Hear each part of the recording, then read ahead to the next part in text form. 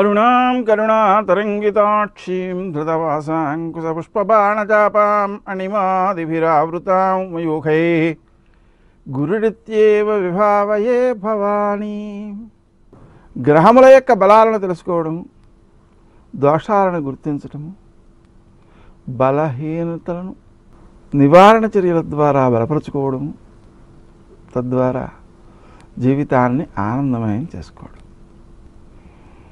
మనం రోడ్డు మీద వెడుతున్నప్పుడు చేతిలో దీపం ఉన్నట్లయితే ఆ దీపం అక్కడ ఉండే గోతులను పూడ్చదు, కానీ గోతులో పడకుండా కాపాడుతుంది. అలా మనని మనం సంరక్షించుకోవటానికి ఉపకరించే ఈ శాంతి ప్రక్రియలను మనం తెలుసుకోవడం ద్వారా పొందుతున్న సత్ఫలితాలు, ప్రయోజనాలు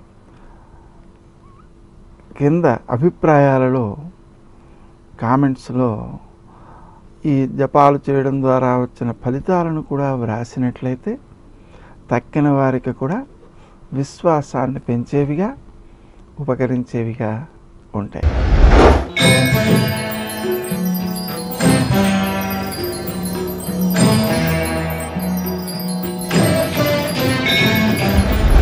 కన్యారాశి. ఈ రాశివారు తాము ఆచరించే కార్యక్రమాల్లో విజయాలు సాధిస్తారు, లక్ష్య సాధనాశక్తితో ప్రవర్తిస్తారు. అయితే మీ లక్ష్యాలు మీకు ఉపకరించేవిగా మాత్రమే కాకుండా ఇతరులకు ఉపకరించే వాటికి ఎక్కువ అవకాశాలు ఉంటాయి.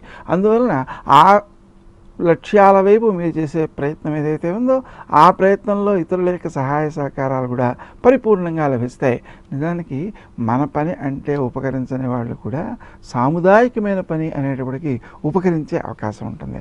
అందువలన ఆ ప్రయోజనాలన్నింటినీ కూడా మీరు పొందడం కోసం మీ యొక్క ఆత్మీయులతో కలిసి నలుగురు ఉపకరించే సాముదాయికమైనటువంటి కార్యక్రమాలు, సాముదాయిక సంఘ సేవా కార్యక్రమాలు, వాటిలో మీరు పాల్గొనడం ద్వారా లక్ష్యాలని త్వరితంగా సాధించగలుగుతారు. మానసిక ప్రశాంతి బాగుంటుంది.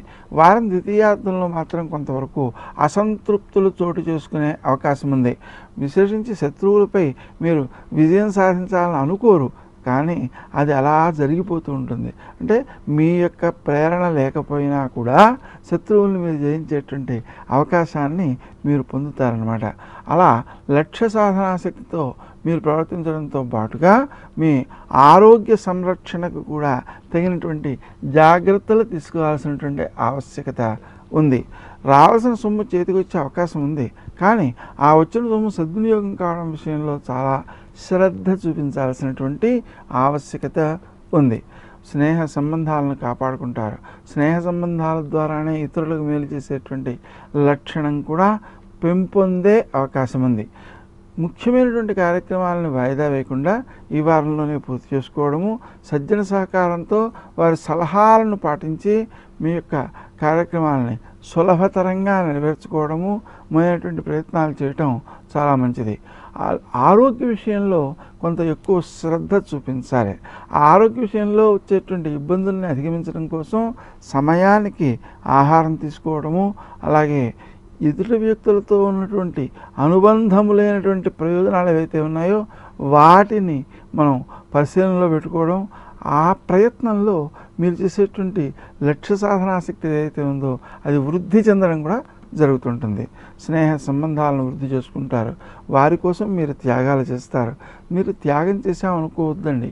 ఎందువల్లంటే ఇతరులకు ఉపకరించడం కోసం చేసేటువంటి పని కాబట్టి అది భవిష్యత్తులో మీకు మేలు చేస్తూ ఉంటుంది. కాబట్టి దానివల్ల ఆనందమే కలుగుతుంది భవిష్యత్తులో కూడా.